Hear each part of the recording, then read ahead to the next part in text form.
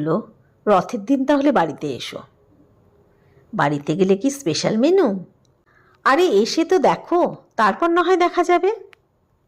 আচ্ছা মনোময়, বৌদিও কি জব করেন? আরে সব কথা কি এখনই জেনে নেবে? বাড়িতে এসো, তখন না হয় সবটুকু জানবে। বেশ, ঠিক আছে, তোমার বাড়ি তাহলে যেতেই হয়। একজন হাউস হাজবেন্ড সংসার কিভাবে সামলাচ্ছে তা দেখার ইচ্ছা প্রবল হয়ে উঠল। আমি তো এক কাপ চা করে খেতে গেলেই হিমশিম খাই। আর মনোময়। যথারীতি রথের দিন মনোময়ের বাড়িতে হাজির। বাড়িতে গিয়ে দেখলাম বেশ সুন্দর সাজানো গোছানো বাড়ি। তবে বাড়িখানা দারুণ বানিয়েছে। আমাকে দেখে মনোময় তো আপ্লুত।